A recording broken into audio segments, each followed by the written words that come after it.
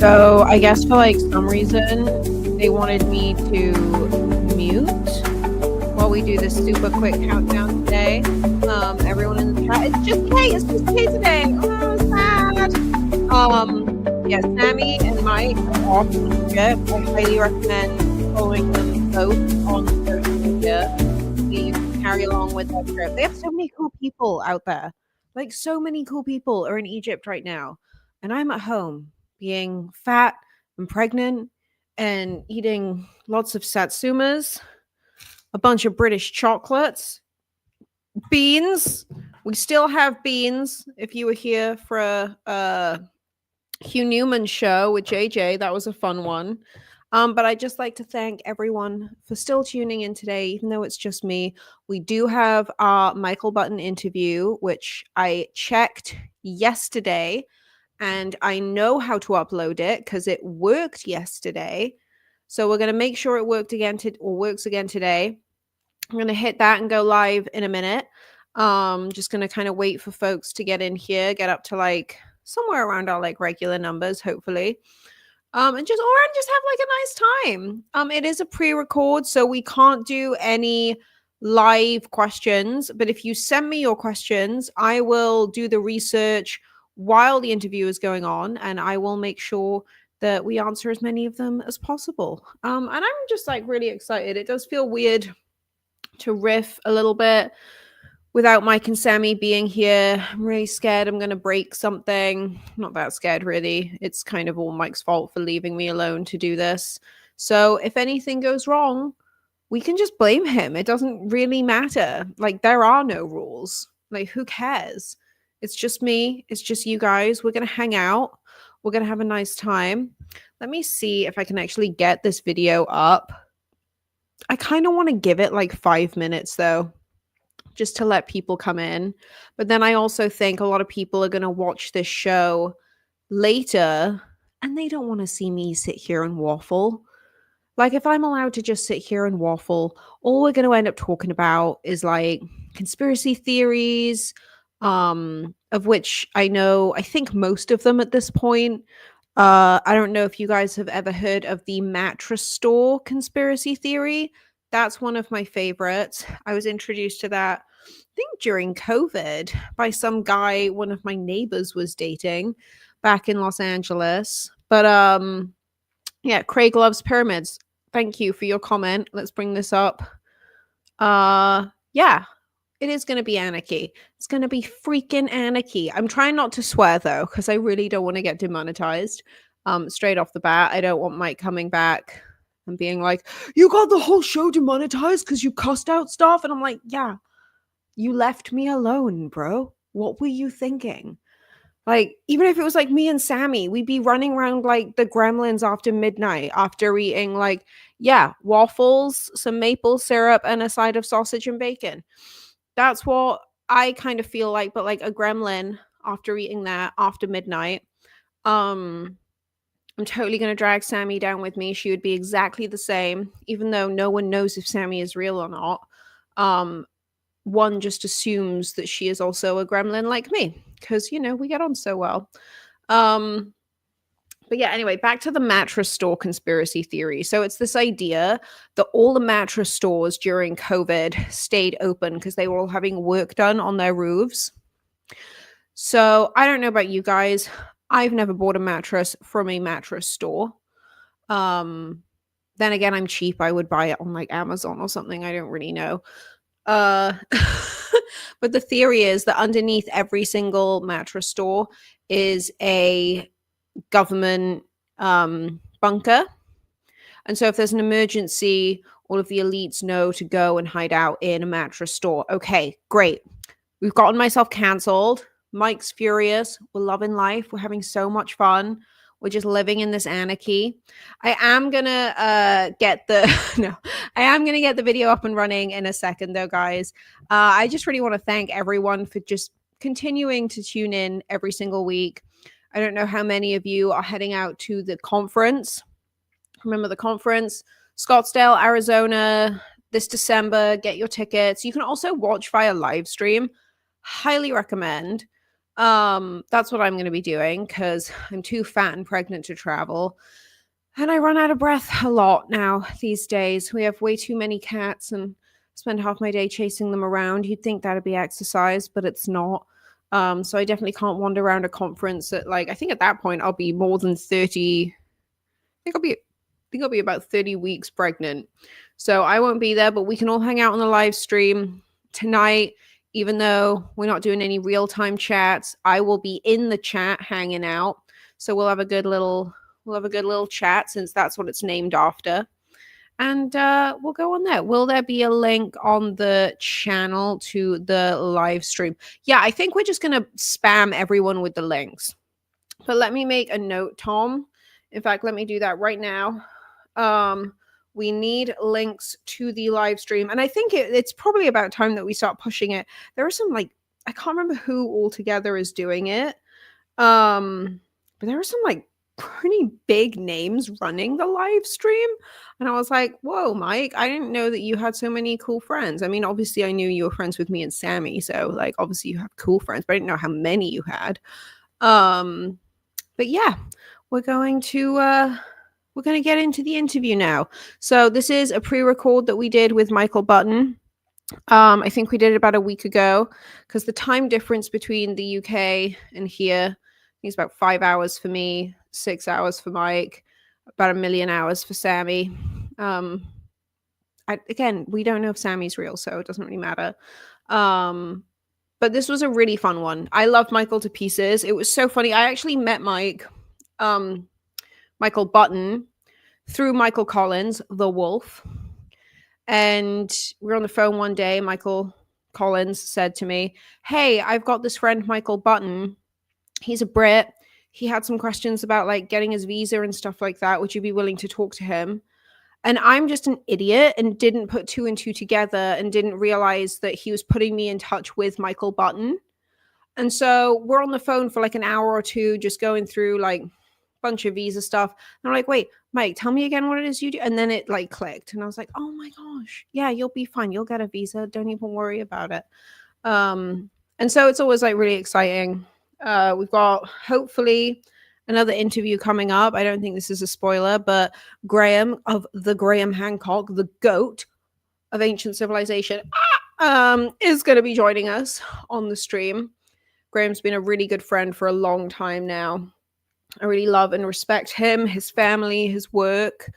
And we just bond over being Brits who do weird stuff because Brits don't like it when other Brits do weird stuff.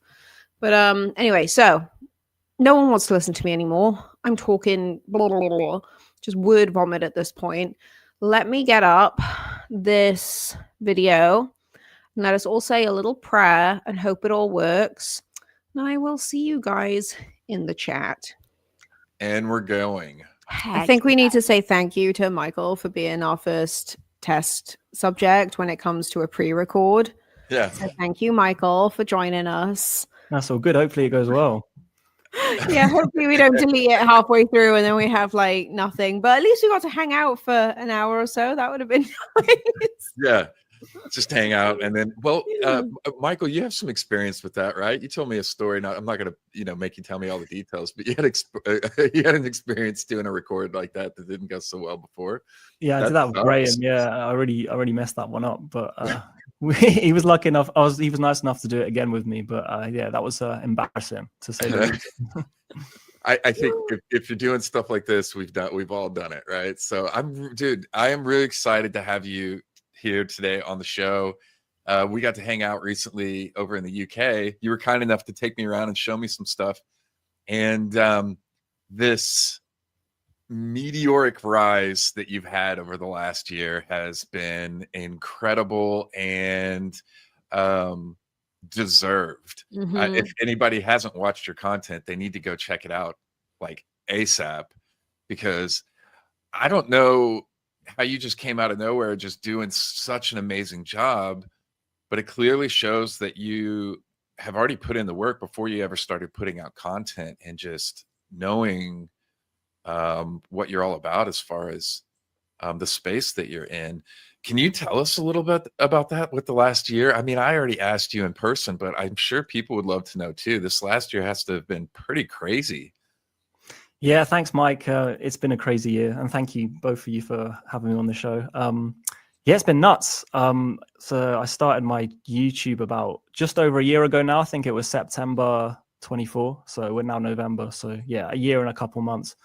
And no one even watched me for like ages. It was just me shouting into the void to no one for like 6 months of that. But then, yeah, around March time, things started kicking off, and I got a few videos that did good numbers. And then, you know, the ball started rolling, and I grew and grew and grew, and then went on Rogan in August. So that was amazing and very surreal. And yeah, I've been loving every minute of it. So it's been a great time. I feel incredibly grateful that I can, you know, talk about these ideas that I'm interested in. And yeah, I mean, the reason I probably popped off so quick is while I only started the YouTube just over a year ago, I've been thinking about these ideas for a lot longer than that. You know, I've had this kind of seed in my brain ever since I did my degree in ancient history regarding our past, regarding human origins, regarding human intelligence, regarding the story of civilization, regarding the dawn of human culture and when that possibly could have been. And I've been thinking about all these themes for a very long time. So it was just a case of kind of packaging that into a nice, neat video format, which is what I started to do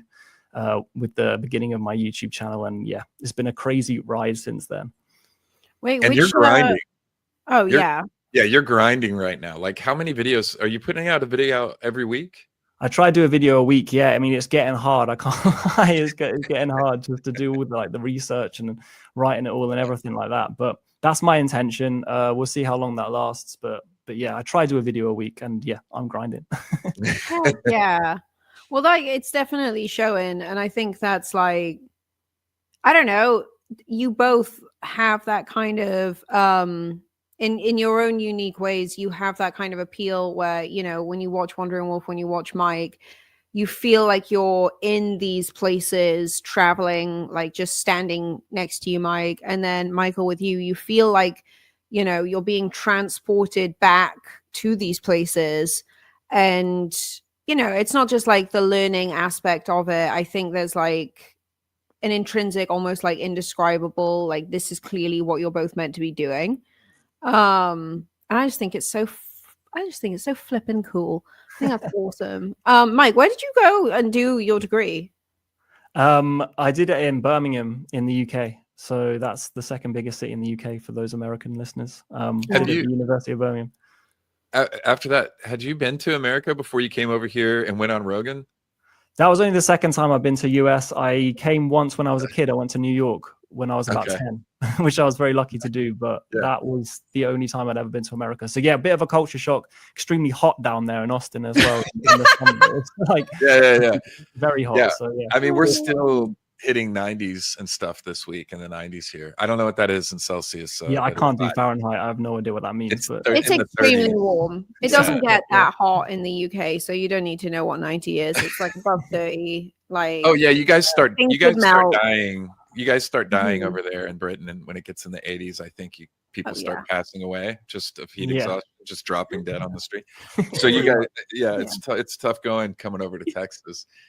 I was gonna say, it's just like going from, you know, I don't know, when I was growing up in the UK, I always said if Wales specifically had the climate of like Southern California, I don't know if I'd ever have left. Yeah, but because it doesn't makes it so easy to just be like, bye. Like the opposite climate, to be honest. Yeah. No, my parents text me. They're like, oh my God, we're going to have a heat wave this week. And then I do the conversion and it's like 73 degrees. And I'm like, oh, bless. It's going to be 100 in the shade with like 100% humidity in North Carolina.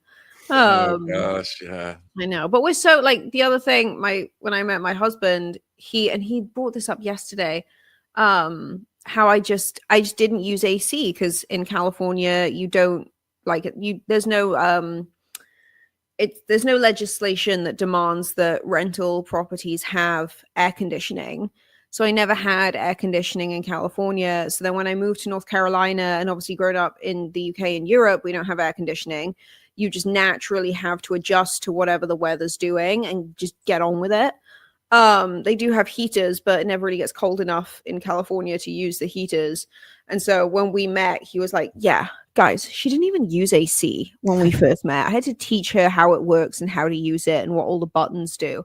And now I feel like I'm just completely lost touch with how to adjust to whatever the actual temperature is. I expect the temperature to adjust to me. So, if they sent me back right now to one of the ancient times that, you're sort of like that you guys both talk about, I don't know if I'd handle it that well. I don't know. I think you guys would do better than me. But I don't know. Yeah. Well, in all fairness, even if you guys can't handle the heat in Texas, like I definitely am not built for the cold over in the UK for sure.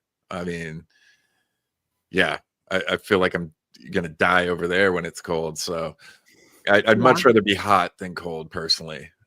So you were in Birmingham, went to school in Birmingham, made your way back to, well, I don't want to, to the London area. I'm not trying. We don't want to dox you we're not on trying the to live stream. you, right? But everybody knows you're a Brit, right? So, school and then work and then, but this stuff has been in your mind for a while and it just developed into you. I'm pretty familiar too, which is why this is really interesting to me, of the process of stepping away from the security of a regular day, 9 to 5, job type of a job can be a bit, that's tough to do. That's really tough to do. So there's a lot of things that really interest me about that process for you, about believing in yourself first of all, taking the chance, foregoing the security of a regular paycheck, and then grinding it out. It sounds like even if it's just for 6 months, that can be tough, right? So there had to be a process of saving up and preparing, and then believing that you could do this, even if there was an overlap between work and making videos. There's a point where you're stepping away, and it's kind of like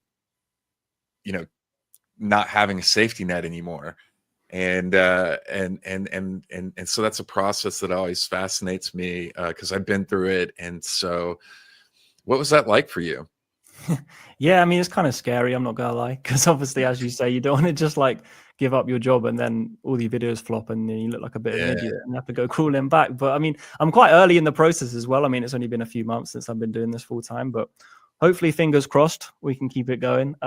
But yeah, I mean, kind of nerve-wracking. But at the end of the day, this is something I'm fascinated by and something I'm really passionate about. And so if I can continue to do this as a career, then that's just a massive win, because I love it. And like that old phrase, like if you love working, then you never work, or something like that. There's some kind of way of saying that. But I mean, I love what I do. So hopefully I can keep it going. And you jumped over that 100K mark. What'd you do? Did you get the plaque? I did get the plaque. Yeah, I have it in the background of my videos now, but it's kind of a little bit out. But yeah, I got the plaque. Congratulations. That's awesome, man. And deserved. It seems like you're growing more and more every day. So I don't think you have anything to worry about. People love your content. This is definitely what you were meant to do. Yeah. Clearly a natural teacher, right, Kay? Oh, 100%. 100%. Like natural educator. Actually, okay, so two things. One, it's also like pretty much unheard of in the UK for British people to step away and make that leap, especially the way that you did it. Sort of like sounds very much like ripping off a band-aid type vibes. So that's huge. Congratulations on not bowing down to the culture. Mike had to deal with some of our cultural quirks when he was last out there getting censored on social media. How dare for the you word idiot? All I said was idiot. Idiot. I tried to type out idiot while I was in London on Instagram and I couldn't do it. So it's so weird. But other thing, what do you do your thesis on? Because that's like one of my favorite things, especially speaking to Brits who've done like undergrads and stuff like that. Because I feel like university. Yeah, I did it on gladiators and how they were portrayed in the media going through, and how they've been like used. I can't really remember. This was a while ago. How they've been used as like a political kind of symbol throughout history since like the 1800s all the way through to the modern day. something like, I can't remember what I said, but Have you done a video on that? No, maybe I should. Yeah, no kidding. That's so cool. Well, I don't know. I don't know. I'm still like such an academic nerd that I always like to ask people, because like out here I don't think you do a thesis or a dissertation with your bachelor's. Like I don't know any of my friends that did one. I think it's more like when you get up to that like PhD level, and then people get PhDs, you know, get so annoying about it. It's like, we get it, you're a doctor of science. Well, and Michael's been having some great interactions recently with the PhD community. Ooh, yeah, let's get straight into that. Let's start with that. Yeah, you're so recently you had some posts that really blew up, and it was on the release of the information regarding the human skull that they found, pushing dates back on humans quite a bit, right? It was like 500,000 years, so back like 1 million years or something like that. I don't know, Michael, you talk about it. We're not the experts. Yeah, I mean, well, I'm not an expert either, but yeah, I mean, I seen that come out. So basically what happened was they found a skull. They've actually already had this skull from ages ago. The skull was discovered in the late 20th century, but they always thought it was Homo erectus. But they did some scans recently, a team in China alongside Professor Chris Stringer at the Natural History Museum in London, and they reconstructed this skull found in China called the Yongxian 2 skull. And what they established was that it was actually likely a member of the Homo longi clade, which is very similar to Denisovan, which crucially is a sister or cousin species, if you like, of Homo sapiens, which suggests that the divergence of the last common ancestor when we split into Denisovan, Neanderthal, Homo sapien occurred before this date, because this fossil already existed. So that means that the divergence happened over 1 million years ago, which suggests that some form of Homo sapien also existed at this incredibly ancient date over 1 million years ago. So yeah, there you go. I mean, that article explained it way better than I just did, but effectively it potentially, if true, potentially pushes back the antiquity of the human species, as in Homo sapien, by almost by pushing back by 500,000 years to the date of almost 1 million years ago, or potentially just over 1 million years ago, which is pretty crazy if you think about it. I mean, if our species has been around for over 1 million years, I would say that's very paradigm shifting. But yeah, I did receive quite a lot of backlash for this. I'm not quite sure why. I mean, I literally just quoted the BBC article that was written about it and just posted that on Twitter, and I had loads of people calling me a pseudoscientist and a grifter and worse things than that perhaps I won't repeat, which I thought was pretty bizarre, because, you know, these are serious scientists. This is Natural History Museum London. I'm not sure of the legitimacy of this Chinese scientists, but I respect the Natural History Museum, you know. So yeah, I was just reporting on it, and I think it's really interesting, but others perhaps didn't like it as much, and there's still quite a lot of debate raging about it. I've seen some people say that it's not that shocking of a discovery. I would definitely say it is quite a paradigm shifting discovery, and I would say it does, rewrite the story of human evolution. I would say if the dating is true, it strongly does suggest that people like us, or at least similar to us, or at least our distinct lineage, would have been around 1 million years ago, and that is crazy. That is wild. And then we went from, well, this country in and of itself is under 250 years. I mean, it is older, but America as it is today is 250 years old. And we went from boats and not even really being able to fly planes 120 years ago, something like that, to, sending stuff up into space. Obviously, no one landed on the moon, but that's not what today's stream is going to be about. We're not going to get into aliens, don't worry. But for us to have, for us to think that over the course of 1 million years that we were the first to reach any kind of sophisticated technology seems pretty egotistical and ignorant and, dare I say it, narcissistic, I think, to think that we're definitely able to do it. I think that kind of is the basis that I come at everything from, is this doesn't make sense anymore. This idea that nothing happened, that human beings made no technological progress for the entirety of prehistory until the Neolithic Revolution, which still is the mainstream opinion, that human beings did the same thing for that whole time. They lived in small bands of hunter-gatherers. They roamed around searching for resources, searching for somewhere to sleep.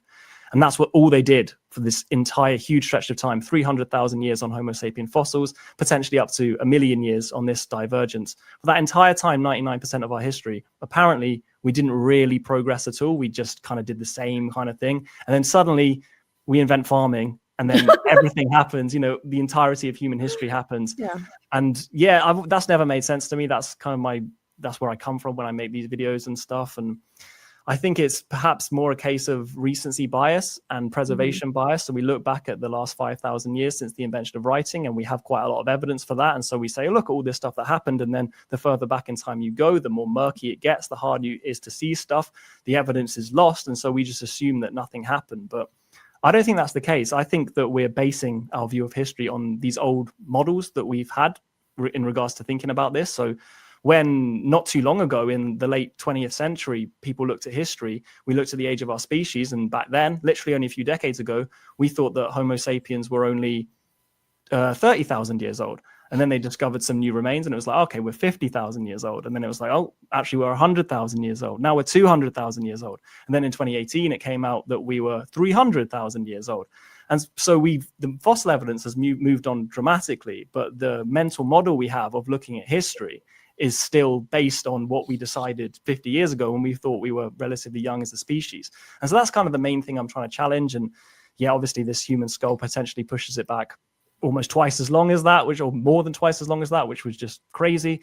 But yeah, it doesn't make sense to me that we did nothing. I think human beings are such an intelligent and adaptable species, and we've shown how much we can achieve in a very short period of time in the last, even in the last couple hundred years, but then since the invention of writing and the dawn of civilization only 5,000 years ago, we've done incredible things.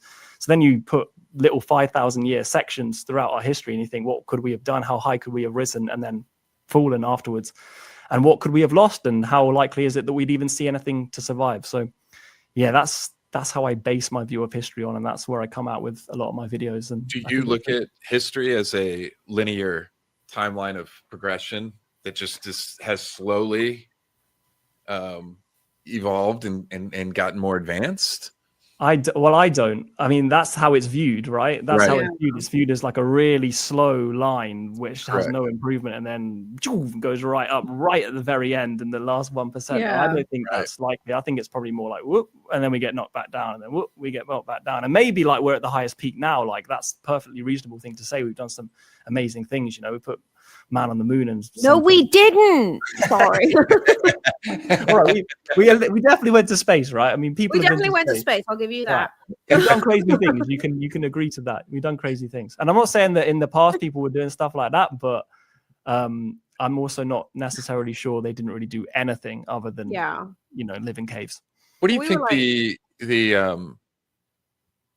push is? What do you think it really boils down to? That pushback that's so from the academic community around anything like this that changes big understandings of our history, because this is, like you said, this is the implications for a discovery like this are massive, right? This is if we're looking now of a timeline of 1 million years, these things, like you just said, these ups and downs and different things, they make a lot more sense, especially just in our clear understanding of the history that we have to us, that we clearly understand. We know that there's ups and downs and different things, just in the last 5,000 years. Yeah. Why is the pushback so, even for you, just simply, basically reporting on an article and sharing that with the public, and it's not even your words, you're just presenting the findings. Where does that anger and hate come from? Well, I mean, I think partly it's an ex-Twitter issue. I think that it kind of breeds people, you know what I mean? Like people like that are just angry and they're on Twitter all day, and they seem like a massive majority of people, but in fact it's just a few minority of angry archaeologists typing away.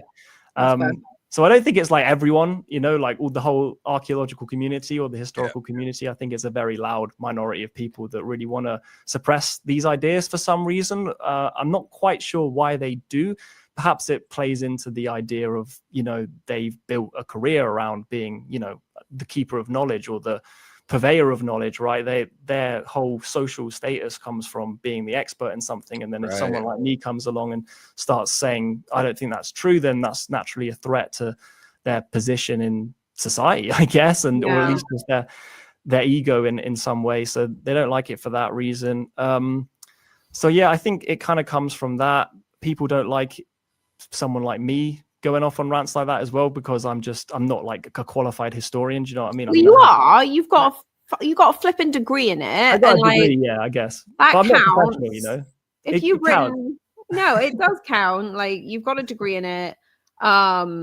You've written your dissertation in it, and no offense, Americans, but like as a former ghostwriter of PhD dissertations, the British bachelor's dissertation is basically the same as what most Americans do for their PhD dissertation. Like, literally qualitative, quantitative, it's pretty much the same. Yeah, it was tough. It was 14,000 words. Yeah. Really long. Well, it's like a length thing then. I guess that would be the difference. Because they'll go up to about 40 to 60,000 words sometimes. Really? But they bulk it with a lit review. Like, the lit review is a majority. Oh, yeah, that doesn't count. Like in your discussion, it's just like the way that they do the subheadings. So if you've got a long lit review, then you've got a lot of space to, prevaricate essentially. But sticking on the theme though of education, were you having, was your sort of come to Jesus moment about the massive gaping holes in our understanding of the science of ancient history? Were you having those thoughts while you were at university, or was that something that came later? And if so, how do you navigate that? Yeah, so it happened during my course of study, basically. So I went into my degree without any, awareness of the alternative view of history or anything like that. I was fully in the mainstream. First. Yeah, exactly. But yeah, so it was during my degree that actually the fossil remains from Morocco came out. So the Jebel Irhoud remains from Morocco were discovered they were reclassified in 2018. And I saw that story and I was like, wow, the antiquity of our species just got pushed back by another 100,000 years, which was, an extra half, because they were 200,000 years before them. So it was another 50%, right? Or an extra third. Whatever you want to call it. It was a long time, right? So they pushed back humans by ages. And I was looking at that and I was like, well, how are we still basing our view on history that nothing happened for this, 310,000 years? And then Neolithic Revolution and everything happened. What about prehistory, guys? What about all the stuff that could have happened then? And that's when it, formed in my mind, and I started thinking about things from that perspective and started researching alternative viewpoints on these ideas. And that's really what got me started. I started looking at the catastrophic history of the Earth, got inspired by people like Randall Carlson, people like Graham Hancock, and really started diving into it. And that's where it all started. And then I just kept going and going and going. And I mean, I went in and out. After I left my degree, I was kind of done with ancient history. I was like, I don't want to look at this anymore. I'm sick of it. But it never left me. I was always, it was always in the back of my mind. Like, I'm not sure that we've got this story entirely correct. And it came to a point where I felt, I want to start talking about this. I feel like I have a relatively unique position to talk about this, given my academic educational background. And so I decided to start making YouTube videos, and it went well. I'm here today. Heck yeah, it did go very well. And yeah, it is sort of weird like that, how you can be. I mean, I didn't have that kind of come to Jesus moment when I was at university. I would, like you, it was watching, I think all roads lead back to Graham and Randall, let's be honest. Yeah. It's like you can see the sort of like human side a lot with Graham, and especially when you look at just like, say, the last 13,000 years since the last sort of major cataclysm. Sorry, I don't know what's going on with my lighting. But since the last major cataclysm, at least in my opinion, being centered around that Younger Dryas, whatever it was that caused that.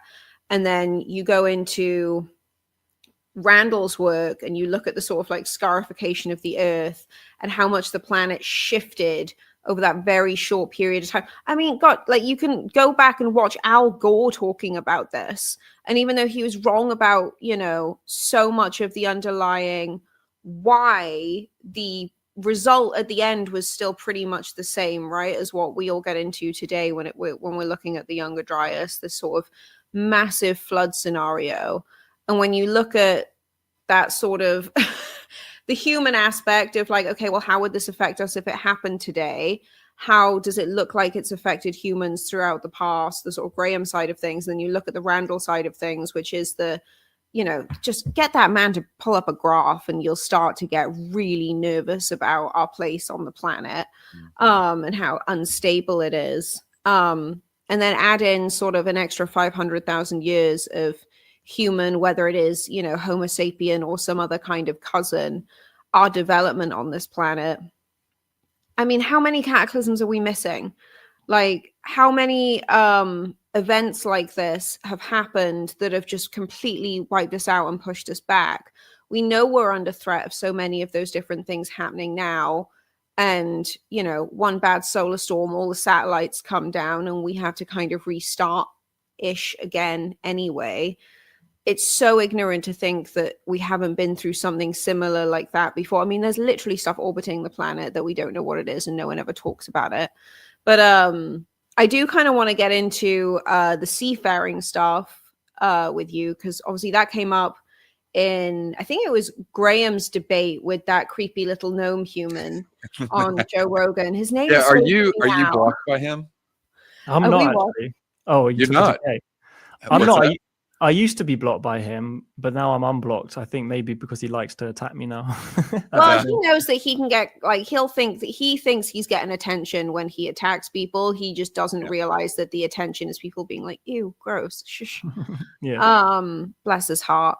But you know, that was one of the biggest things that I think like they brought up in that debate, was really talking about this idea of, well, our coastlines have changed a lot, guys. You'll all go on about, you know, sea level rise, blah, blah, blah. No one's disputing that.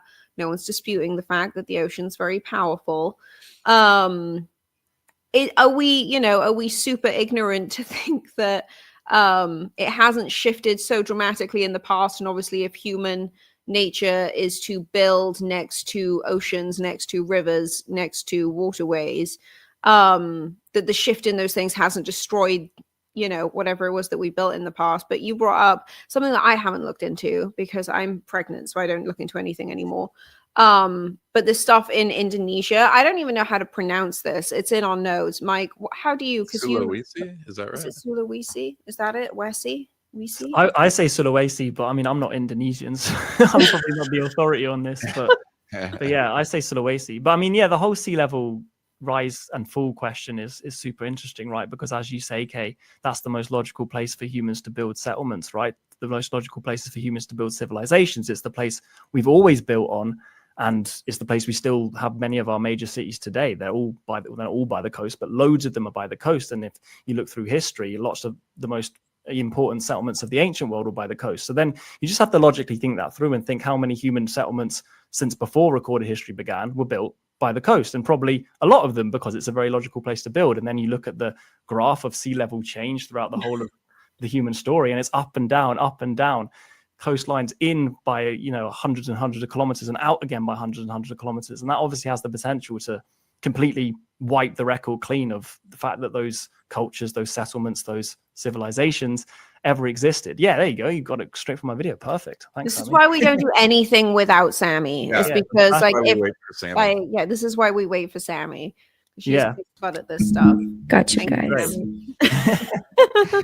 Yeah, I mean, yes, that graph, up and down sea levels shows just how drastically they've changed. But what this video that Sammy's got on screen now talks about is Sulawesi, which is an island in Indonesia, and they published a paper in August this year that they found stone tools on Sulawesi that dated to 1.04 to 1.4, I believe, million years ago. So over 1 million years ago.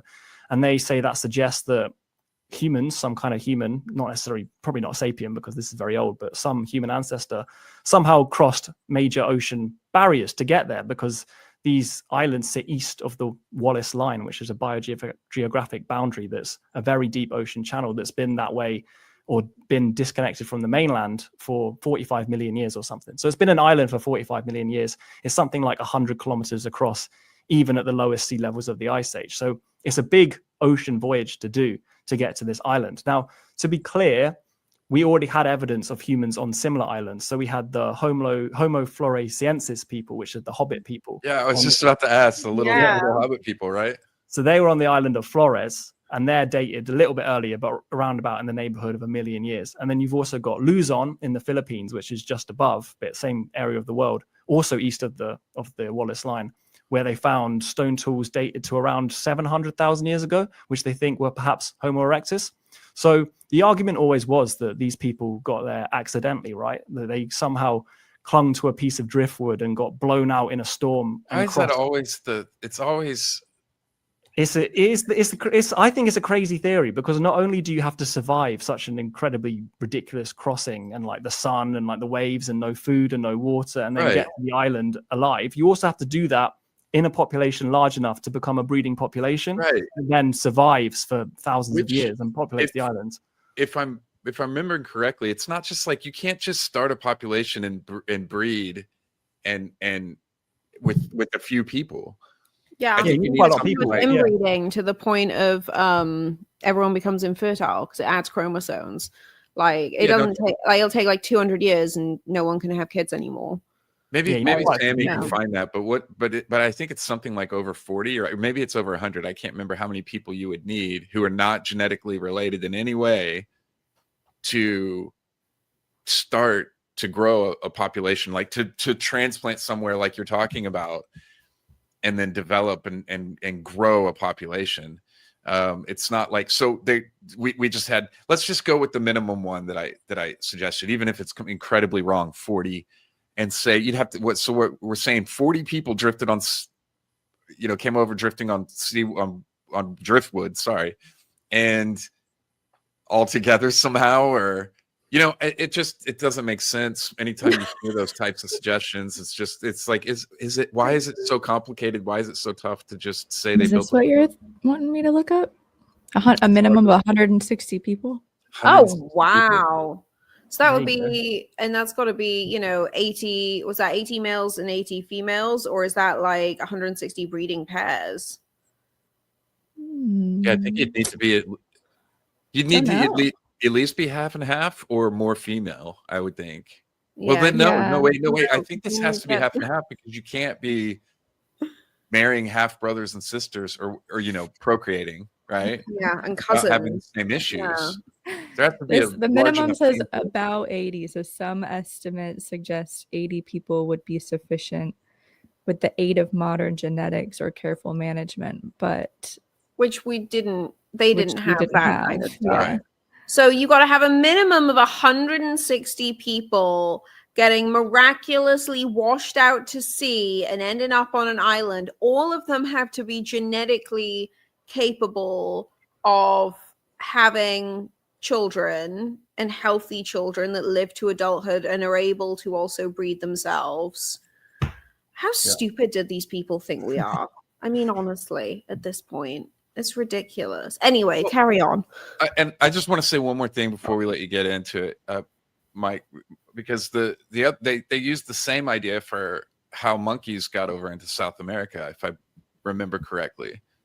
They were washed over there. Yeah, they were in a storm and got caught on driftwood, and in a storm that took them through the ocean currents and came up on the South American shore, if I remember correctly. So it's the same argument for that.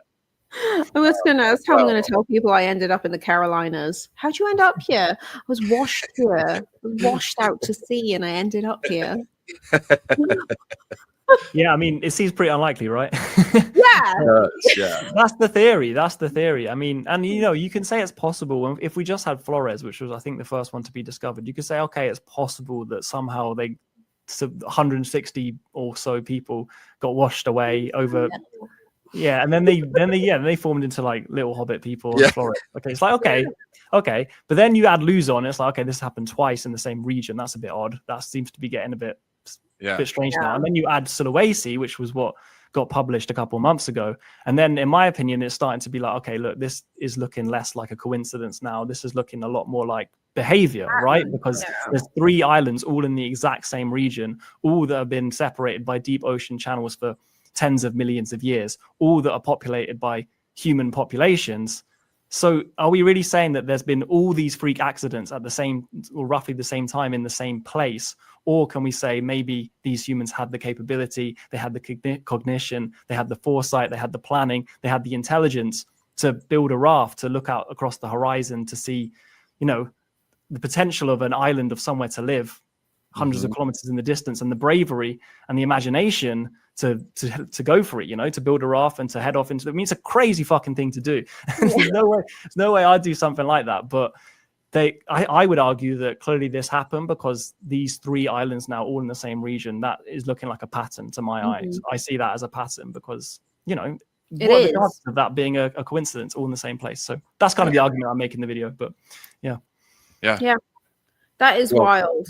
Did you get as much pushback on that as you did with the skull, or are most people like, oh yeah, okay, it's kind of hard to dispute that? I like the laugh there.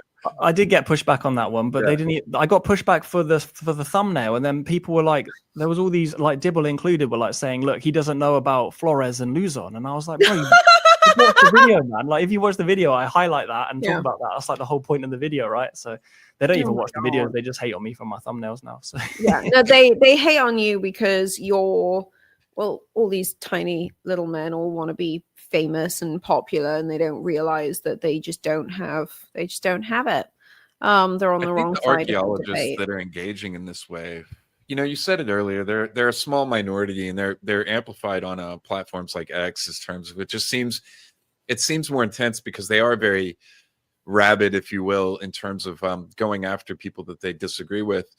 But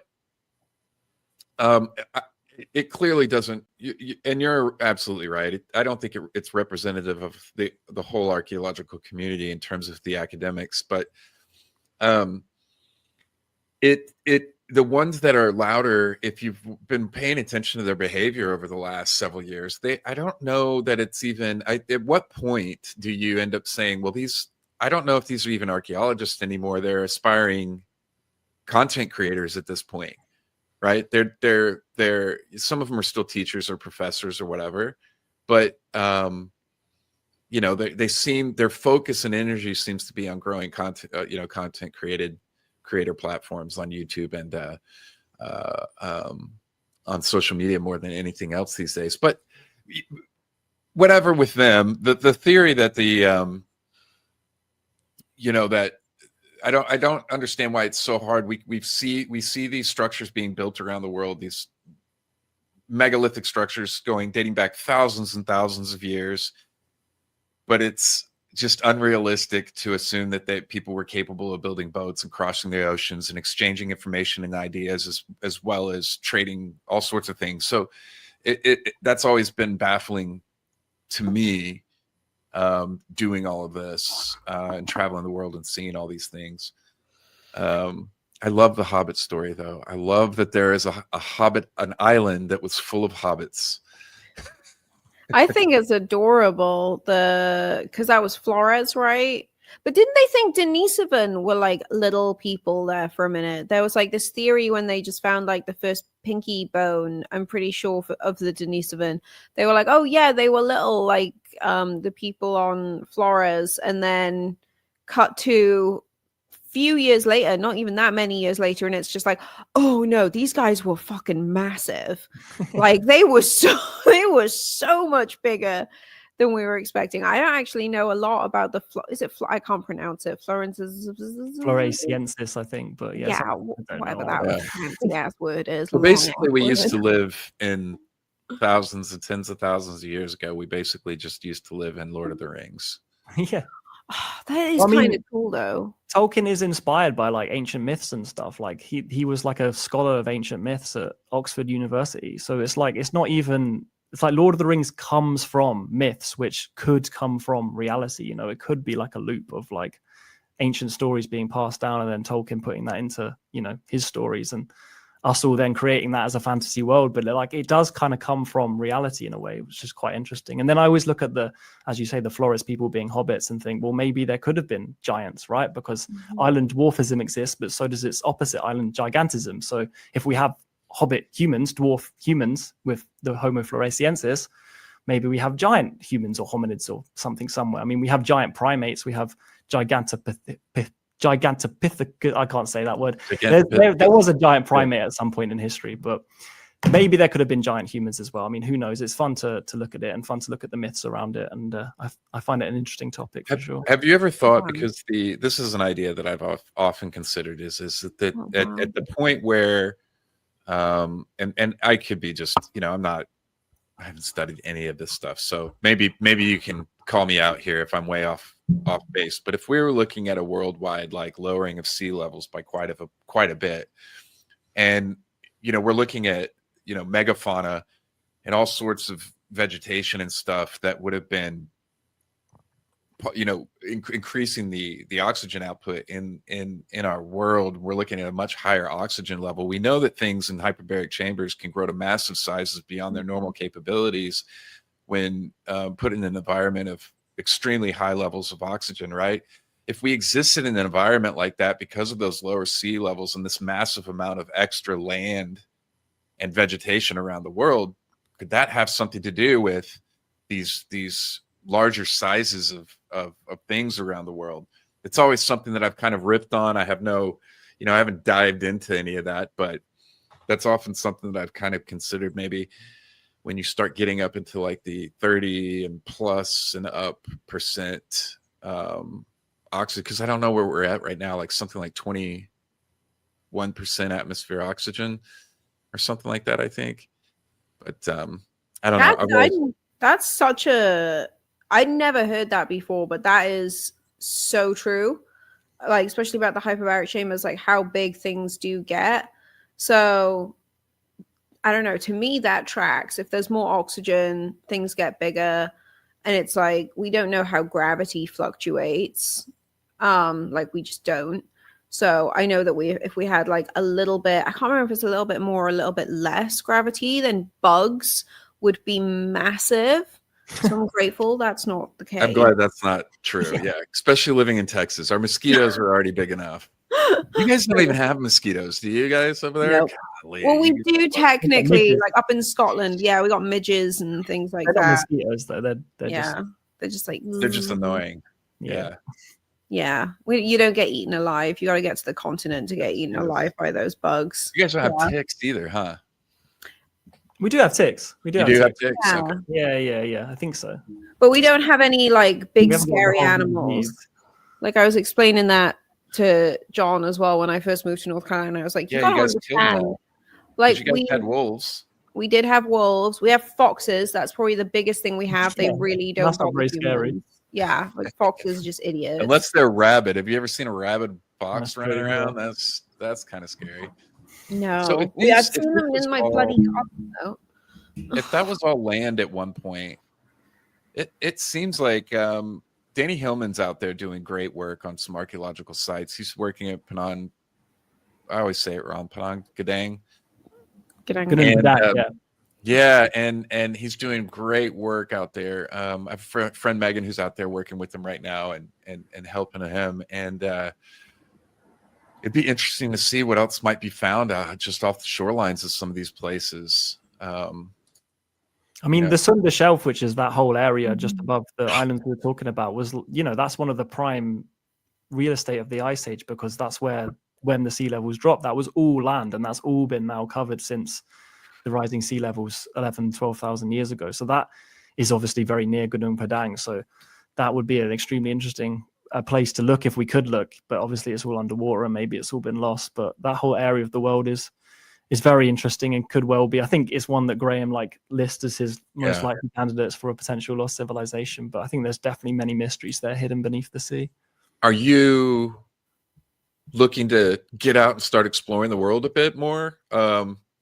I'd love to, man. I'd love to. I mean, I'm hoping that that's what this channel kind of gives me the opportunity to do, right? Is to get out to these places for myself and see them in person, because that's the dream, because I've hardly been to any of the sites I talk about. Like, I've been to Stonehenge, I made a video about that. I've been to Malta, I made a video about that. And I've been to quite a lot of like Roman sites and Greek sites through my degree, but they're not the ones I talk about because they're, you know, not very controversial. So I haven't been to Egypt, for example. I haven't been to Turkey, Göbekli Tepe, Taş Tepe, all of that. I haven't been to South America. Haven't been to Indonesia. You know, there's so many places I'd love to go. So yeah, I'm hoping to get that opportunity with this channel. But we'll see. Hopefully, I've got to keep going, you know, and then maybe I'll build up some funds to do that. But there you go. I hope Heck that works. yeah, for sure. Amazing. I do too. And I don't know. I'm gonna, as soon as we're able to, I'm gonna tag along with Mike on all of his trips. Absolutely. Yeah. Okay, just baby in tow. Yeah, pretty much. Well, that's what I was. I was that baby in tow at one point. It's just like whatever. Yeah, just like catch on up. Not when they're a toddler. Fuck that. But okay, so I want to pivot a little bit now and talk about the Kalambo structure, because we talked a lot about you know, that sort of coastal region where realistically, I don't know, I'm with Graham on this. Like Occam's razor, we would have built next to the ocean. You get all the different types of food, you get access, like people, like humans need water. We're mostly water. So I'm going to get the map up on my end, but there was we talked about it just before we went live, the 500,000-year-old structure. Talk to me about this, because like what? So I love this. I think this is like the biggest smoking gun that humans. I wrote about this. Sorry, not to cut you off. Yeah, I wrote. I know. I was just like, what is it called? I was like, oh, this is that thing that they found. Yeah, I wrote about this for Daily Caller. Heck yeah. Yeah, so I think it's like the biggest smoking gun that humans were incredibly intelligent and sophisticated a long ass time ago, right? Because, you know, the story always has been that humans weren't particularly intelligent until quite recently, that we didn't have the capabilities to plan and engineer and build a structure. And before this was discovered, the earliest structure was thought to be, you know, around the time of the Neolithic Revolution, only 12,000 years ago. And then suddenly they discover this in Zambia a few years ago, and it's 476,000 years old, you know, almost 500,000 years old, well over 400,000 years old, older than the previously known structure. So in my opinion, that kind of shoves everything way back, right? I mean, that date is older than the earliest fossilized remains of Homo sapiens. So it may not even be our species. It is actually attributed to Homo heidelbergensis, which is a different species. So if it's them, it implies that they're extremely intelligent as well. But almost more kind of paradigm shifting, what I think this implies is that humans perhaps weren't nomadic, because if you're building a structure, right, maybe you're building, they think it was either a house, a dwelling, a hut, or some kind of raised walkway, a platform kind of thing. So if you're building that, like, you're not necessarily moving around in a nomadic band of hunter-gatherers. You're possibly staying put. You're building structures. You're settling down. You're living in a permanent settlement. You're living in a permanent community where you build things. And the fact that this thing has survived at all is just so ridiculous. Like, it's so unlikely that this piece of wood that was joined and connected together and tapered and secured at right angles then fell into a bog like relatively soon after its construction, and then that bog was like solidified over, and then it was preserved in this sediment for 500,000 years, and then we found it. Like, it's unbelievably unlikely that that's all going to happen, that we're going to find it. But what that implies, right, is that there could have been absolutely loads of these. There could have been so many structures, not just in this place, but all over Africa, all over the world. Like, there could be so many structures that have been lost to time for the simple case that wood decays, right? Wood doesn't last the test of time unless in extremely unique preservation circumstances, which is what happened here. But that suggests there could have been so many more. And then you look at other sites that are attributed to Homo heidelbergensis. Like, there's a site called Geisha Benot Yaakov in, you're never going to spell that, Sammy. It's in modern day. It's in Israel. Even try.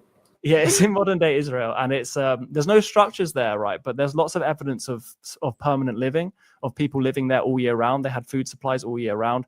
They had distinct spatial zones where they just did different activities. And I would suggest that because we know that heidelbergensis or whoever built this could build structures, then if we are seeing evidence of humans living in permanent settlement all year round, and Geisha Benot Yaakov is in a completely exposed environment, there's no cave, there's no natural shelter nearby, they're living in that place all year round. They had to have built structures, right, to protect themselves from the elements. You don't live out in the cold open air all year round without anything to protect yourself, because you're just going to die. Like, you're not going to survive in like the cold depths of winter if you haven't got something to protect yourself. So I would say it's a far more simple explanation to say that they built wooden structures there, and that then those wooden structures have simply disappeared, then the mainstream interpretation, which is that they constantly migrated to that site from like a place of natural shelter, which just makes no sense at all. Yeah. I would say that Occam's razor clearly favors that they built structures and wood decays, and that's from 800,000 years ago, and that's crazy. And they do that. They do that insane. explanation all over the world at sites, especially like there's like in America, they can't attribute places like Chaco Canyon as just like some kind of established settlement. Instead, it's this ritualistic spot where people would travel to and then leave instead of being a permanent settlement. And even Göbekli Tepe, they say that about Göbekli Tepe. Yes, Well, this yes. is why I pushed back last. It wasn't last week, the week before, when we were chatting with Hugh, because he pushed the sort of like hunter-gatherer narrative, and I think I was polite about it. I was like, like, you're telling me that they made clothes. We already know that there were huge amounts of like animal bones found there. And then agriculture just so happened to pop up like just down the road. Like, why would you build something and then bugger off for half the year and just leave it there when that doesn't make any sense? We don't do that now. There's literally nowhere on the planet that we do that with. So why are we going to say, like, I think it's because people often come back to that sort of like, it's a ritual place. Oh, it must be something to do with like mysticism. Maybe it's not, maybe it is, but maybe it's because we build religious centers out of stone and we build homes out of wood. Like the reason that we don't have ghost towns, right, in North Carolina is because the forest will inhale any wooden structure. It inhales half the brick structures that get left behind. Like, we see these little like outcrops here and there in the middle of someone's field. It's not that, the farmer has left the trees in that one particular patch to grow. It's that that's where his granddaddy's house was. No one pulled it down. They just let it grow up, and no one wants to go in and deal with like the expense of like bush hogging and ripping that place to shreds just to expand the field another, like 3,000 square feet or something like that, or even less than that in many cases. Like, I just think it's, when we look at, if we're going to keep on the theme of like patterns, when you look at patterns of behavior, not only is it that, humans build quick structures out of wood because it's easy to do, it's readily available, and it's what we've always done throughout history, but we've also destroyed or let those places be destroyed throughout history. Like, that whole idea of like tearing down paradise to put up a parking lot. If it wasn't for listed buildings in the UK, how many of them would have been ripped up to turn into like a Debenhams? Like how many, the old terrace houses would have been ripped down to turn into, like those prefab mansions, things like that. Like, this is just like normalized human behavior. And you can't have normal human settlement, like lengthy human settlements without agriculture. Like, you just can't have like one without the other, because either people freeze or they starve. So yeah, I just think it's just, maybe we should get some kind of like mainstream corporate big archaeologist on here, Mike, to try and explain that away, because I don't think any of us being so, I mean, I'm probably the least in the field of everyone. I just like, hang out. But I don't think any of us have ever heard a good enough explanation as to why that is. Like, that sort of idea that, we've always just been these nomadic hunter-gatherers, when the evidence doesn't really suggest that at all. Also, I just want to point out that I was wrong about the Kalambo structure, because it is right next to a waterway. It's right next to the river. And like, especially if there's a bog there. I also was just thinking, like, how funny that the people who put that together probably saw it fall into the bog and were like, fuck, I just lost that thing that I just spent ages building. And then, like million or 500,000 years later, it's like revolutionized our understanding of our field of science. It's just like, I love how God does stuff like that. He's just like, don't worry, there's a bigger reason for it. Yeah. You guys will figure it out in 500,000 years. Oh, it's so ridiculous. Are there any estimates to how extensive that area might have encompassed? That with these types of structures, or is this just not even a line of thought that's being pursued? No, I mean, we barely got anything. I think they've just got that structure and then a few tools, and then that's it. Because I mean, it's just so unlikely that anything's going to survive. So they just had what survived right there. But my argument is that, this is clearly advanced cognition. This is clearly advanced intellectual planning and thought foresight and engineering and so many things.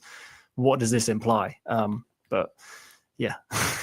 What part of that's in Africa? What It's in Zambia. Which is Yeah. south? It's like It's kind of like southish, but like a bit up. yeah. On the west. I'm not actually sure, mate. To be honest, Yeah, somewhere I know. like- It's towards the west coast. I just had it up here. What do I need to pull up?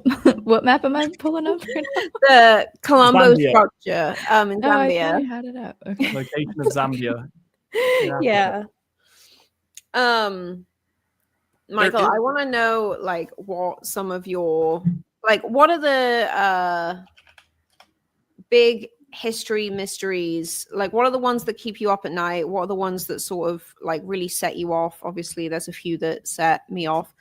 There's a few that set Michael off as well, but he's very good at holding back and not getting angry about it on the stream because he's a grown-up. But what are the ones that kind of like really just grind your gears that could make you filibuster? I don't know. I mean, it's kind of all of it just combined into one. Because go down all these avenues, I'm like, so much was happening back then, and we've just lost it all. I mean, so much of the kind of stonework and the evidence of more advanced engineering that we see in many sites kind of grinds my gears, because that's like quite good evidence, like the kind of stuff that Uncharted X and Ben covers on his channel. Like, I think that's really good because, that's quite clear evidence that they had whoever they were, had sophisticated techniques in working stone, right? And I feel like that's something that gets brushed away by archaeologists who don't have the understanding. I'm not saying that I have the understanding, but some people, engineers, have the understanding that allows them to say, like, this is incredibly sophisticated stuff. But someone who's more like me, who's a more kind of artsy archaeologist, kind of art student, doesn't just really. Because you're qualitative doesn't mean you're just artsy fartsy. Don't worry.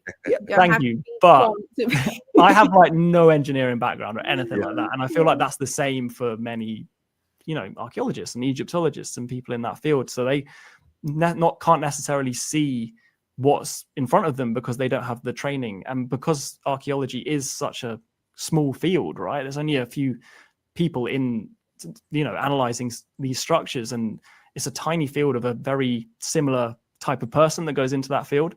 Not to be too generalizing, but I think that's true.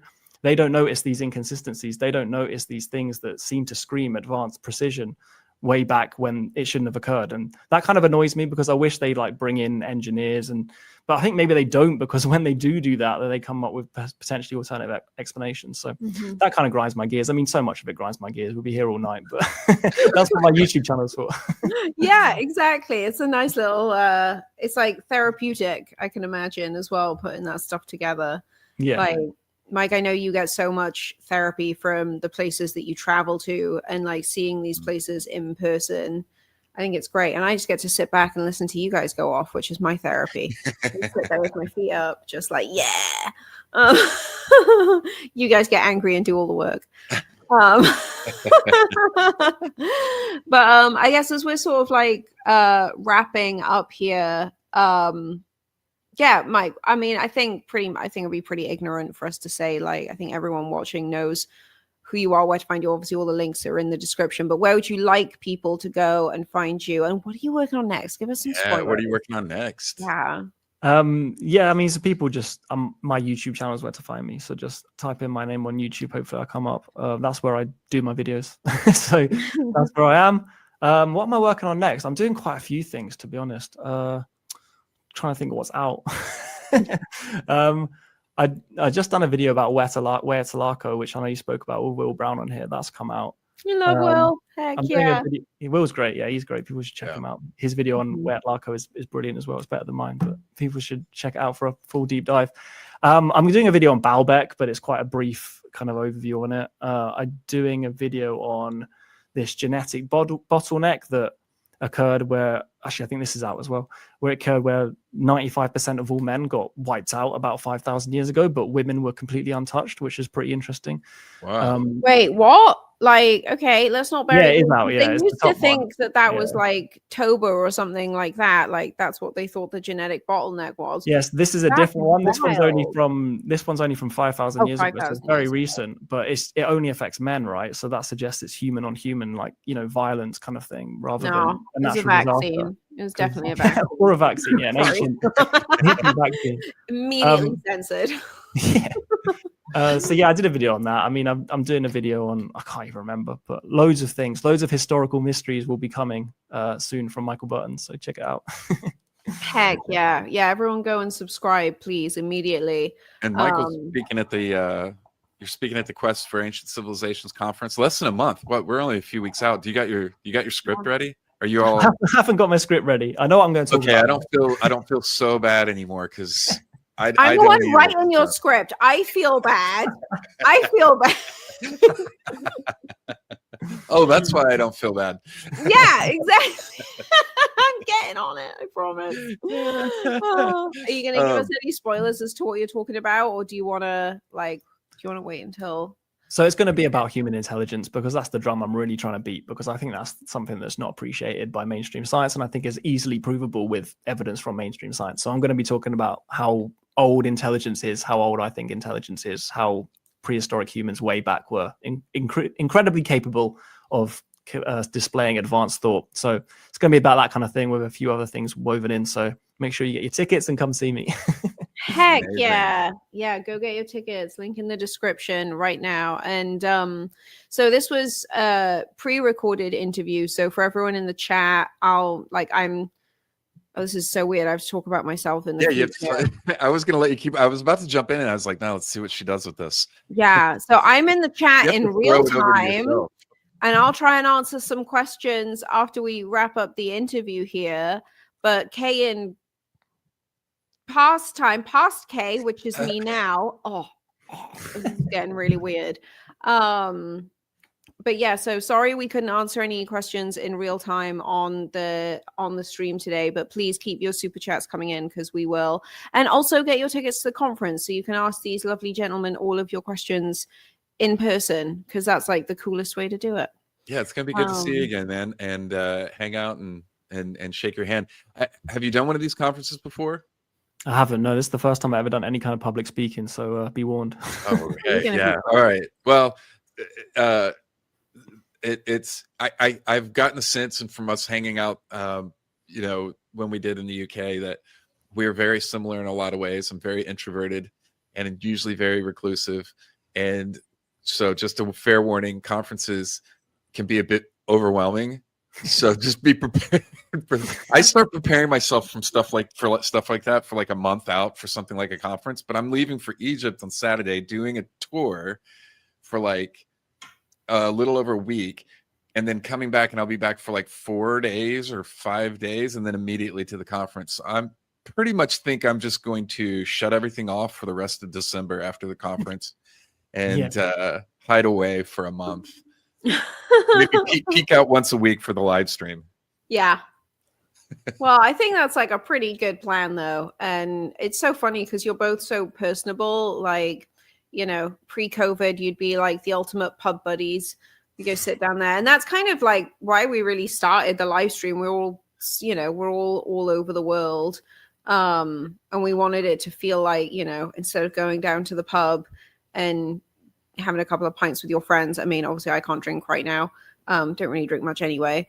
But, it's an opportunity for us to all get together and to just, prevaricate, shit talk, and dig into all the cool sciencey stuff that we like really care about. So really appreciate you coming on doing that with us today, really Michael. Yeah, and man. I'm like so jealous you guys are going to be able to do it in person at the conference. Well, thanks so much, guys. I really appreciate the invite. It's been great fun. And yeah, looking forward to meeting everyone in Scottsdale and meeting Mike again and meeting all the beautiful people that come along. So yeah, looking forward to it. Dude, it's such a cool lineup as well. Like, it's such a cool lineup. So well done, Mike. Randall on there now. It's gonna be great to hang out and meet Randall. And and so that'll be like just barely over a year, you'll have gotten to hang out with Randall, Graham, Joe Rogan. It's been a crazy year, man. Bro, you're knocking it out, dude. Yeah, if you don't need any more signs that you're doing exactly the right thing, 100%. Yeah. Like you can't stop. Like Thank you guys. Thank you. I can see you I can see you once someone finally takes over the BBC and brings it back to the British taxpayers and kicks China out. That's not what this live stream is about, but yeah, China's infiltration of the BBC has not been great. I can see you having, I can see you having your own show on there. I think it's going to be huge. I think this is just the beginning. Yeah, this is awesome. Well, thanks, guys. Chat, I'm going to be hanging out for a bit after this, answering any of your questions, anything like that. So stick around. But yeah, everyone go follow Michael and go get your conference tickets and look up the Japan tour. I mean, by the time this is out, I don't know if there's going to be any tickets left for the Japan tour. We launched 2 weeks ago where we hit, since while we were streaming, we sold 2 more tickets. So we're over 40. We're at like 42 people now. So it's going to be a big tour. We just increased it to 60. So because of demand, so there's more spots available. So you grab them while you can, I guess is what I would say. Yeah. And the post and pre-tour add-ons are really cool. We got a manga and anime themed add-on on the end of Japan. But yeah, thank you, Mike, so much. It's great to catch up with you again. I look forward to seeing you. Golly, what, like 2-3 weeks? 3 weeks? Soon, even sooner when this will come out. Yeah. I know. Yeah. Yeah, looking forward to it. Awesome. Thank you so much, guys. I loved chatting to you today. Thank you. Oh, we'll let you back soon. All right. See you later.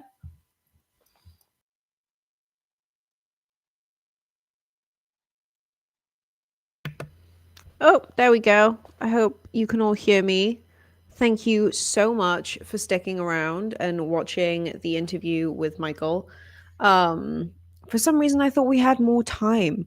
I thought like Mike and I wittered away for a while after that. I guess we didn't. But yeah, it was a really fun chat. Parske had way better hair and makeup done than Kay, because Kay right now is tired as heck. It's late. But we've had so much fun, and the chat tonight was just absolutely on fire. So I want to go through a couple of things that people were posting, and just reiterate, everyone go and get your tickets for the conference or get your tickets to watch the live stream of the conference. Because along with Michael, we also have Randall. So Jamie posted, watching Randall before bed can make for some crazy dreams. I'm going to do this and test it because I have had insane dreams since I got pregnant, and I think it would be really fun to have some Randall inspired dreams. I am also kind of scared because the last time I interviewed Randall, which was a few years ago now, we were sitting there looking at a handful of graphs and maps and things like that I had studied in university, and kind of just really realized how how bad these cataclysms can get and how big and scary they can be. I'm really glad we don't have an ice sheet up there anymore, because if you've ever read his stuff about the sort of Great Flood or watched any of his stuff about the Great Flood, it'll give you straight up nightmares. So I don't want any nightmares. But Randall is the best. I'm so stoked he's going to be at the conference, even though I can't be there in person. I'm just stoked he's going to be there.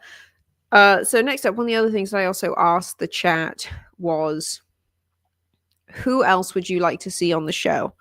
In the run up to the conference, we've mostly tried to focus on people who are going to be at the conference, people who inspire us, people we've, known and worked with for a long time. Obviously, we still have a lot of people left on the list that we didn't manage to get to on the live stream pre-conference, who are going to come hang out with us afterwards and in the new year. But I did ask, who else you guys would like to see? And I thought this was a really great answer. This is from Ian. He says, I think having non-experts on would really help build community and be super fun, bring more ideas and theories to the debate. I agree. There's like a handful of podcasters that I watch who are sort of the first ones who spring to mind, and they're podcasters who interview people like Michael Button, you know, people like Ben from Uncharted X, and you know, Jimmy. Like, we could just go down the list. And I think getting those podcasters on to talk about it, because when you've been exposed to so much of this information over the years, it's like you don't have to be like Michael Button or me and like have a degree in this stuff. Like, you can, like, in fact, I highly recommend against degrees personally. I think they're a waste of time and money. You're going to get way more out of everything you love if you take academia out of it. But yeah, I think having people who have that sort of that passion, that interest in this field come talk about it is going to be great. Like, another person I was thinking about was like AJ, obviously from Y-Files, our generation's Art Bell, if you will. We'll get AJ on. I don't know. I know how hectic and crazy AJ's life is right now, so I also don't want to add anything else to his plate. And then this was another really interesting one here from Past Politics. I think your name's Paul, right? I can't remember in real life. I have pregnancy brain. I agree that I think a lot of the archaeologists at Göbekli Tepe would refuse to come on the show. Yeah, because they do block and rage against us and call us racist when we ask very normal questions. But having Klaus Schmidt's widow, who I'm not even going to try and pronounce her name, but God bless her, I would love to speak to her about her work, his work, etc., etc. I think that would be really cool. And then I think like workers, volunteers. So this is a great suggestion here from Sean. One of the things that you'll realize, especially if you watch Mike Wandering Wolf's regular channel, you know that you very rarely see archaeologists at archaeological sites. Most of the people who work there are day laborers, volunteers, and people who, you know, are employed to give the tours and stuff. They spend way more time at these sites than actual archaeologists. So I really do think that they would have much more to say than the people who are kind of paid to say a certain thing and have to wait for the peer review and ding ding ding ding ding. So yeah, I think that's a really, really, really good suggestion. And there were so many other incredible suggestions in the chat. We're not going to get to them all tonight. It was very active. And I can see that people are kind of like falling off the stream, which I get. I'm not as interesting as Michael, and I completely understand and respect that. And I'm grateful for everyone who hung out while he was here. Like we said, we're going to have lots of other big interviews as time goes on. And I'd also just like to give a big shout out to everyone in the chat who kind of engaged in like some of the debate, I guess, tonight. Like, we went from everything from the debate on Polynesian islands and how people really traverse the world to, you know, I think, what was the most recent one? There was like something really interesting on here, and I'm getting pregnancy brain again. Oh, illegitimate scholar, you freaking legend. You were just getting well into it tonight. I'm freaking here for that. Oh, here we go. This was an interesting one. I don't know how I'm going to pronounce this, but rebooting histories. Again, thank you so much for hanging out in the chat tonight. But saying the Bigfoot is Gigantopithecus. Nailed that pronunciation. You're welcome. I love this. I'm going to look into it, dig into it. I think that would, I don't know. I think that's pretty freaking cool. And I think they're still out there. Why not? I want to believe. Who, you know, everything's real until you prove to me that it's not. Oh, and this was another interesting one too. These ideas that Tolkien's Middle Earth was simply the Ice Age world around Europe. I've heard similar theories about, oh God, I didn't watch the show, but it was on HBO and everyone watched it, and they'd murder people brutally in it. Oh my god, Noah Dragons. Chat, you know the show I'm talking about. It's literally one of the most famous shows in modern history. I did not watch it because it was just not for me. I'll remember it as soon as I like Game of Thrones. Thank you, Chris Newbury. You freaking legend. Love you. Thank you. Game of Thrones. Heard very similar theories about Game of Thrones being kind of based on all of that. And the one thing I will say that I like about this, so I'm Welsh, and I don't know if you guys know this, but our flag, this is where I need Sammy. The Welsh flag is the red dragon. And King Arthur was Welsh. Arthur, Pendragon, head of the dragons. Whenever any other culture tries to claim Pendragon or like King Arthur, I like to stand up and be like, no, piss off. His name Pen is the Welsh word for head. If you want to say I've got a headache, you go, my pen dost gonna be. I think that's how we said it in Welsh. I can't remember. It's one of the words I used to use to get out of class. But King Arthur was definitely Welsh. Dragons are our thing. King Arthur was king of the dragons, and that's facts as far as I'm concerned. You're welcome. So yeah, Game of Thrones in England was all of the UK, but yeah, I really like that theory, which is so funny because I love all this ancient history stuff, but then shows like that, and even like I have such a respect for Lord of the Rings, but I don't get into it.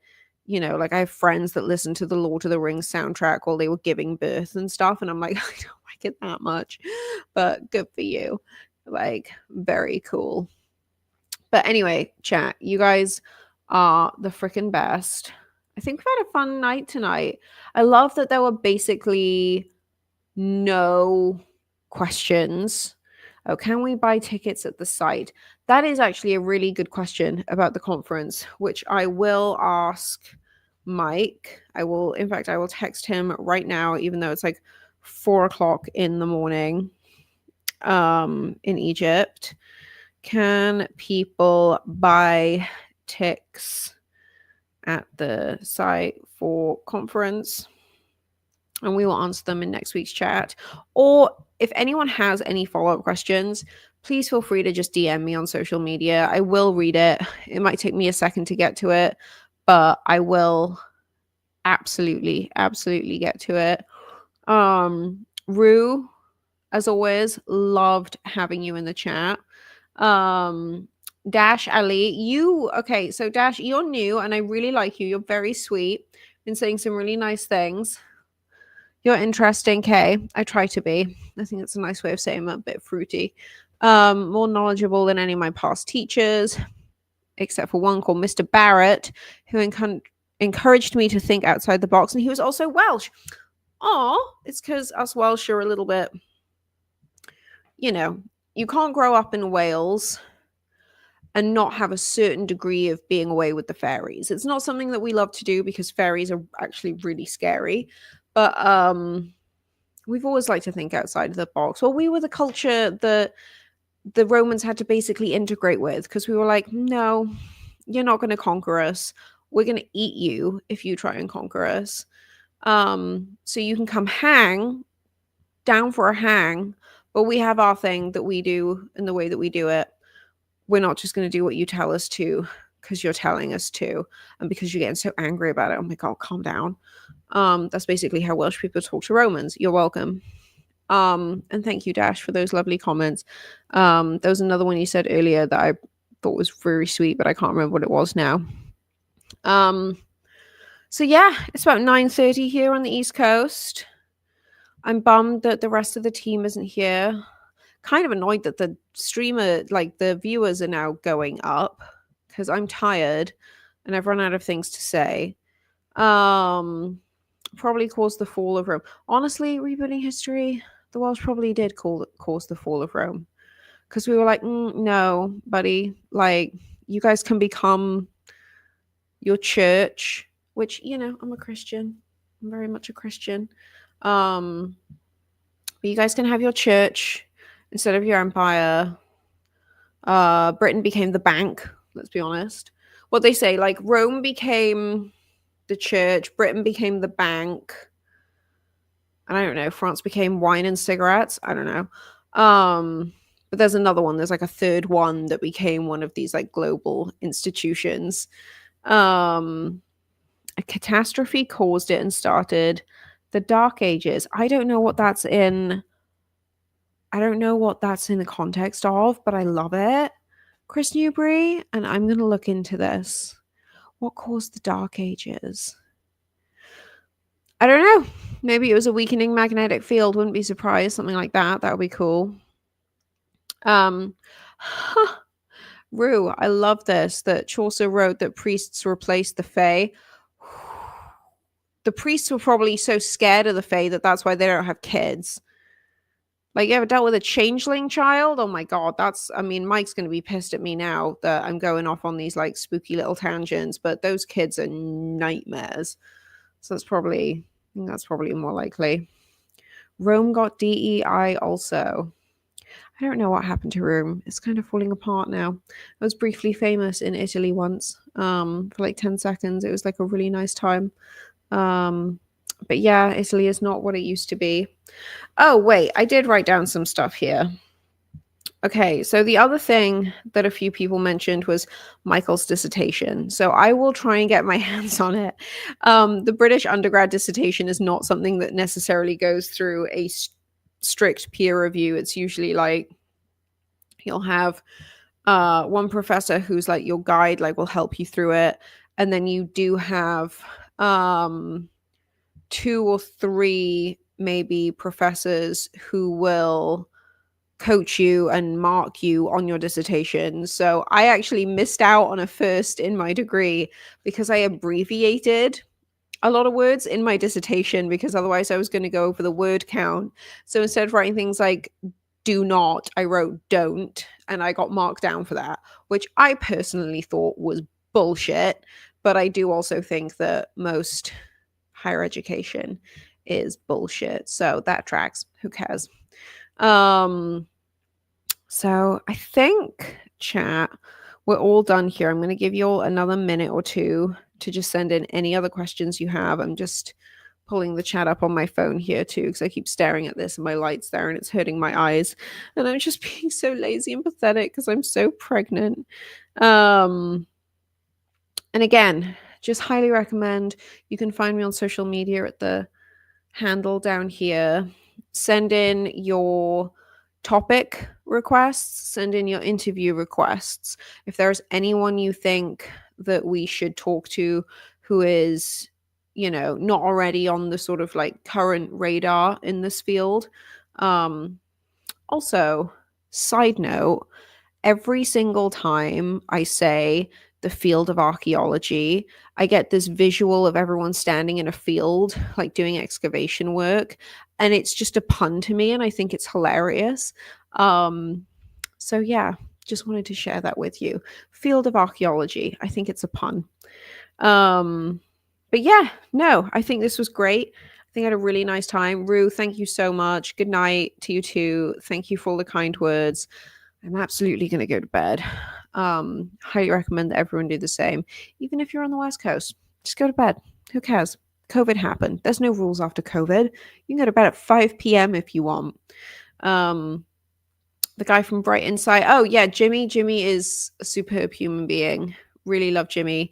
He's a very old friend. We have been through a lot together. So, yeah, there's a lot of great people. But I'm going to click off now. Thank you, everyone, for coming and hanging out. Love you all so much. Go and watch all of Wandering Wolf's former videos or prior videos. Let us know what else you'd like to see. Let me know where you'd like me to send him next in the world. We'll just tell him, go this place, and he'll do it.